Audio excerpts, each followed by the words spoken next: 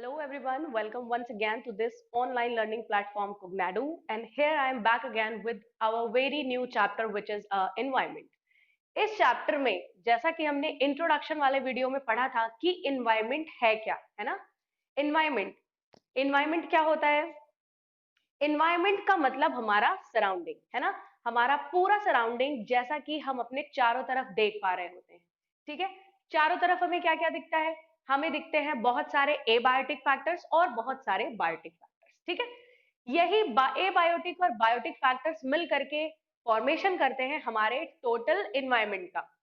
Environment, जैसा कि मैंने आपको बताया, these environment or this environment is consist of some abiotic and biotic factors. तो एबायोटिक फैक्टर्स में हम क्या क्या चीजें मान के चलते हैं? एबायोटिक फैक्टर्स में आप बहुत छोटे से क्लासेस से पढ़ते चले आ रहे होंगे कि there are two type of things, those are present in environment which are living things और नॉन लिविंग थिंग्स। तो लिविंग थिंग्स में हम क्या क्या चीजें देखते हैं? आप सब जानते हैं। लिविंग थिंग्स में हम देख पाते हैं about animals, human beings, micro organisms etcetera. ये सारी चीजें मिलकर के फॉर्मेशन करती हैं किसका? लिविंग थिंग्स का। वही अगर हम नॉन लिविंग थिंग्स की बात करते हैं तो नॉन लिविंग थिंग्स में हमें क्या क्या देखने को मिलता है? जल्दी से बताइए। नॉन लिविंग थिंग्स में हमें देखने को मिलते हैं सॉइल, वाटर, है ना, जैसा मैंने आपको हाइड्रोस्फीयर के बारे में बताया था। और क्या क्या देखने को मिलता है? जल्दी से बताइए। Mountains, reverse etcetera. तो ये सारी चीजें मिलकर के क्या बनाती हैं? हमारा इन्वायरमेंट। चलिए, इन्वायरमेंट को हम अपना सराउंडिंग भी मान सकते हैं। सराउंडिंग मतलब क्या होता है?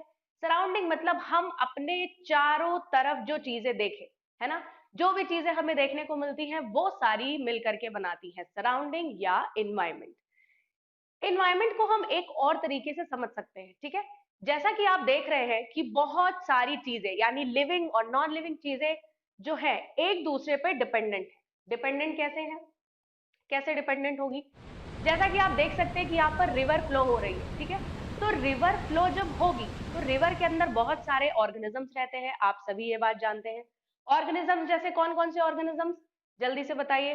सारे के सारे एक्वेटिक एनिमल्स, सारे के सारे एक्वेटिक प्लांट्स, ये दोनों ही रहते हैं। तो एक्वेटिक एनिमल्स और एक्वेटिक प्लांट्स मिल करके एक छोटा सा एनवायरनमेंट क्रिएट करते हैं। कहां पर? उस पर्टिकुलर रिवर के अंदर जो कि फ्लो हो रही है ना। तो ये एक एग्जाम्पल बेस्ट है किसका? आपके एनवायरनमेंट का। उसी तरह अगर हम एक छोटे से फॉरेस्ट की बात करें, है ना, फॉरेस्ट, जैसा कि आप फॉरेस्ट देख सकते हैं, फॉरेस्ट में क्या होता है? आप सभी जानते हैं फॉरेस्ट के अंदर क्या होता है?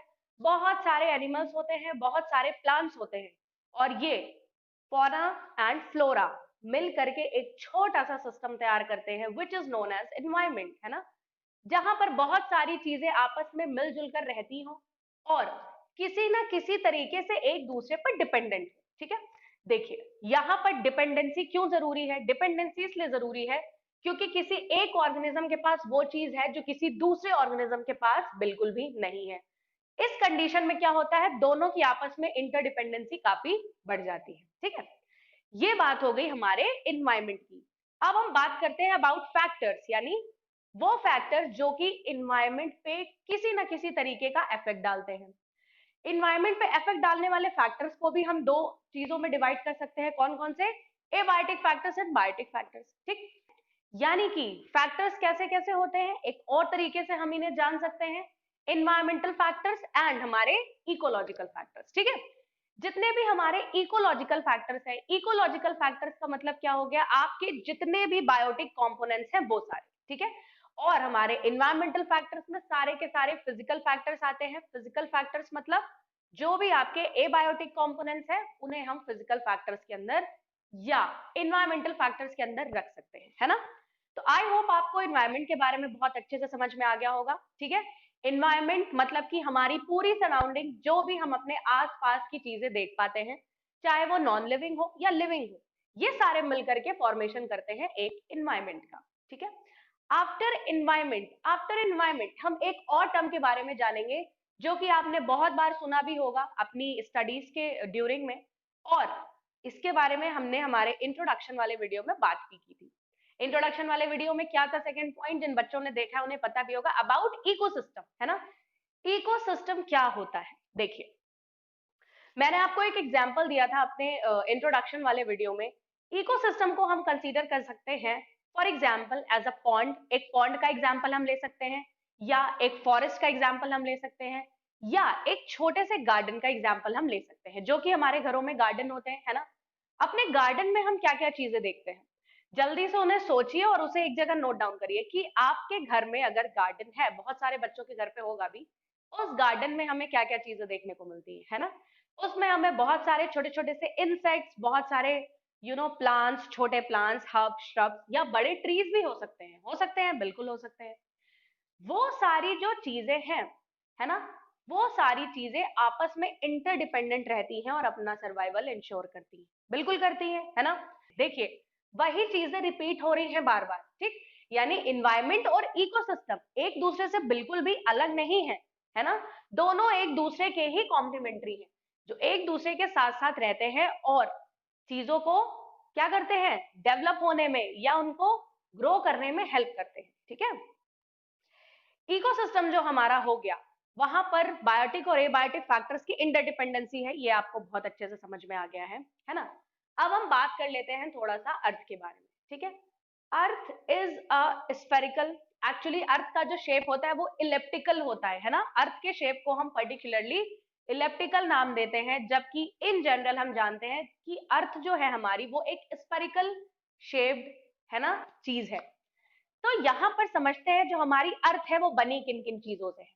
तीन मेजर चीजें हैं जिनसे हमारी अर्थ बनी है, लिथोस्फेयर, हाइड्रोस्फेयर एंड एटमॉस्फेयर। मैंने आपको प्रीवियस वीडियोस में बताया भी था इन तीनों के बारे में, और इन तीनों के बारे में अगर आपने नहीं भी जो सुना था तो आपको ये चीजें पता होंगी। कैसे पता होंगी? लिथ मीन्स होता है छोटा सा पत्थर, है ना। कोई रॉक का पार्ट उसे हम लिथ बोल सकते हैं।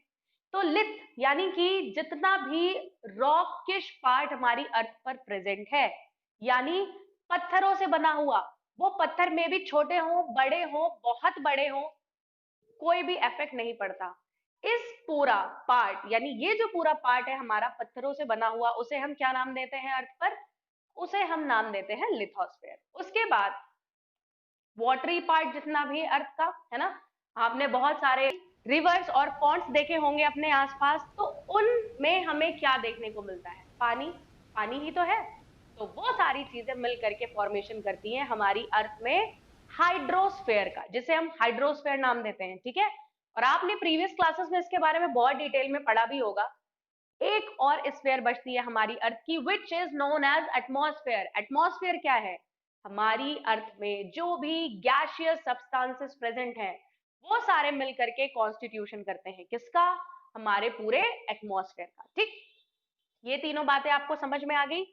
और ये तीनों चीजें जो है मिल करके कहीं ना कहीं जो भी चीजें प्रेजेंट है अर्थ पर, माइक्रो ऑर्गेनिजम्स, एनिमल्स, प्लांट्स, जितनी भी चीजें हैं उनको क्या करती हैं? फैसिलिटेट करती हैं अपनी लाइफ को आगे बढ़ाने के लिए। क्या आप इमेजिन कर सकते हैं कि अगर एयर एब्सेंट हो जाए तो क्या होगा? क्या होगा? आप सब अच्छे से जानते हैं। एयर की बात मैंने बोली है, मैंने पर्टिकुलरली ऑक्सीजन या कार्बन डाइऑक्साइड की बात नहीं बोली, है ना। या अगर मैं कह दूं O2 और CO2 दोनों ही वैनिश हो जाए हमारी अर्थ पर से, तो क्या आप इमेजिन कर सकते हैं कि अर्थ पर लाइफ पॉसिबल है? बिल्कुल भी नहीं है। तो ये तीनों जो लेयर्स हैं, ये तीनों अपने आप में क्या है? बहुत ही ज्यादा इंपॉर्टेंट है, ठीक है। चलिए अब बात कर लेते हैं इकोसिस्टम का टर्म किसने दिया था, मतलब इकोसिस्टम के बारे में बताया किसने था? एक साइंटिस्ट थे, या आप उन्हें इकोलॉजिस्ट बोल सकते हैं, विच वॉज स्टैंसले। और उन्होंने 1935 में बताया था कि हमारा जो इकोसिस्टम है ये कुछ और नहीं है बल्कि डिफरेंट डिफरेंट फैक्टर्स जो हमारी अर्थ पर प्रेजेंट है, उन फैक्टर्स के बारे में हमने बात की है, यानी एबायोटिक, बायोटिक और इन्वायरमेंटल और इकोलॉजिकल, है ना। ये सारे जो फैक्टर्स हैं, ये सारे एक दूसरे से इंटीग्रेटेड रहते हैं और एक दूसरे के डेवलपमेंट को या सर्वाइवल को एंश्योर करते हैं, ठीक है। समझ में आ गया आपको? ये क्या था इकोसिस्टम के बारे में एक छोटी सी डेफिनेशन, जो किसने बताई थी? ये बताई थी टैंसले ने 1935 में, ठीक है। चलिए इकोसिस्टम आपको समझ में आ गया कि क्या होता है। आई होप बहुत अच्छे से क्लियर हो गया होगा। बहुत से बच्चे जानते भी रहे होंगे, जिन्हें नहीं पता था उन्हें समझ में आ गया होगा। देखिए ये चैप्टर बहुत ही इजी है, ठीक है। इसमें आपको बहुत ही ज्यादा मेंटली एक्सरसाइज नहीं करनी है। ये वो चीजें हैं जो आप छोटे से क्लास से पढ़ते चले आ रहे हैं और जिनमें आपको कुछ नया इंक्लूड नहीं करना है। बहुत ही छोटी छोटी सी चीजें हैं जो आपको इसमें से इंक्लूड करनी है, ठीक है। बाकी सारा आपने पहले से पढ़ रखा है, बट ये आने वाला है आपके बोर्ड्स में, इसलिए बोर्ड्स पॉइंट ऑफ व्यू से काफी इंपॉर्टेंट हो जाता है ये टॉपिक, ठीक है। चलिए, apart from all, moving to our next point which is kinds of ecosystem, है ना। Kinds of ecosystem, kinds of ecosystem में मैंने आपको बताया था दो काइंड्स के इकोसिस्टम होते हैं, नेचुरल एंड आर्टिफिशियल। जो आपका नेचुरल टाइप ऑफ इकोसिस्टम है उसमें क्या होगा, जहां पर मैन किसी भी तरीके से इन्वॉल्व नहीं होंगे, है ना। मैन का कोई भी कंट्रीब्यूशन वहां पर नहीं है। कैसे, अगर हम बात करें एक रिवर की, पॉन्ड की, लेक की या एक फॉरेस्ट की, जैसा हमने अभी बताया आपको एग्जाम्पल में आपने सुना, क्या यहाँ पर आपका कोई भी इन्फ्लुएंस है? क्या आप उसको कंट्रोल कर सकते हैं? जी नहीं, बिल्कुल नहीं कर सकते। क्यों नहीं कर सकते? ये नेचुरल चीजें हैं, है ना।